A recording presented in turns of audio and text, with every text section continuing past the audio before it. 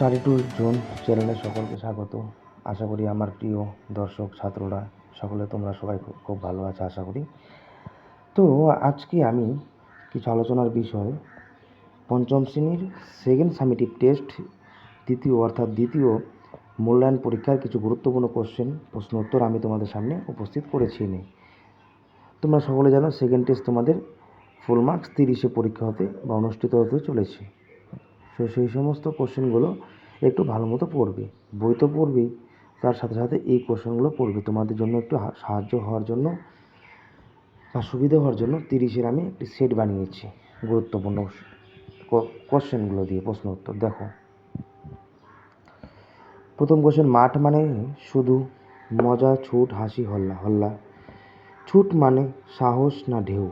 ঢেউ অর্থাৎ ঢেউ এখানে কি আনন্দ অর্থে ব্যবহৃত হয়েছে।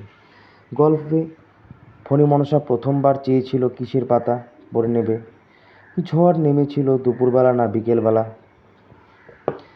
তারপর দুইয়ের দাগে সাজিয়ে লেখো। এটি দেখে নাও, এটাকে সাজালে হবে কি দুপুরবেলা, এটাকে সাজালে কী হবে লুটোপুটি, পালং শাক, ফণী মনসা।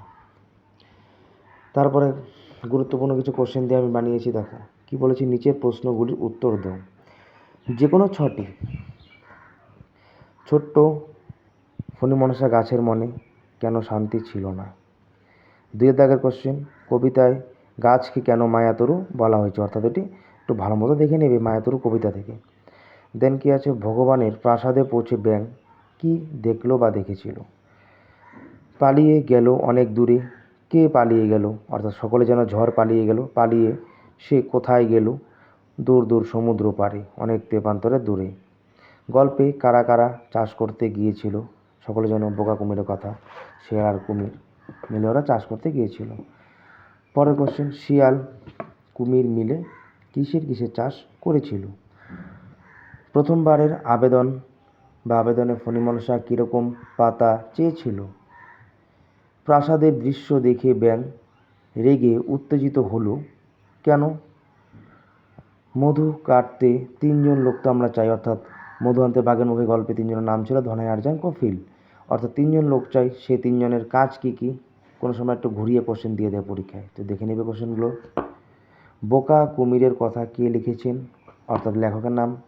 এই গল্পে কোন কোন ফসলের চাষ করা হয়? কবিতায় শিশুর দল ছুটে চলে যেতে চেয়েছিল কেন? পরের দাগে কোশ্চেন, বচন কাকে বলে? বচন কত প্রকার? অর্থাৎ এটি ব্যাকরণ বই থেকে, তোমাদের ভাষাপাঠ বই থেকে কোশ্চেন। বচন কত প্রকার ও কি কি? একটি করে উদাহরণ দাও। দেখতে পাচ্ছ মার্কস 1 + 1 + 1, 3 মার্কসের কোশ্চেন। লিঙ্গ পরিবর্তন, অর্থাৎ পুং থেকে স্ত্রীলিঙ্গে, স্ত্রীলিঙ্গ থেকে পুংলিঙ্গে। গায়ক গায়িকা, কবি মহিলা কবি, সাহেব মেম, অধ্যাপক অধ্যাপিকা। দেখে নেবে ভালো মতন। তারপরে আছে শেষের একেবারে কোশ্চেন, পত্র রচনা। সকলে যেন এবার তোমাদের সেকেন্ড সামেটিভ টেস্টে চিঠি রয়েছে। পত্র রচনা, ছাত্রাবাসে বা হোস্টেলে উপস্থিত অবস্থায় থাকাকালীন কুশল জানিয়ে, অর্থাৎ তোমার খবর জানিয়ে, নিজের খবর জানিয়ে তোমার মাকেই একটি চিঠি লেখো। এই পত্র রচনাটি ভালো মতো দেখে নেবে। তো আশা করি ঠিক আছে, সকলে তোমরা দেখেছো কী কী কোশ্চেন, গুরুত্বপূর্ণ কোশ্চেন এবার আছে প্রশ্নগুলো। আশা করি ভালো মতো দেখে নিও, তাহলে হয়ে যাবে।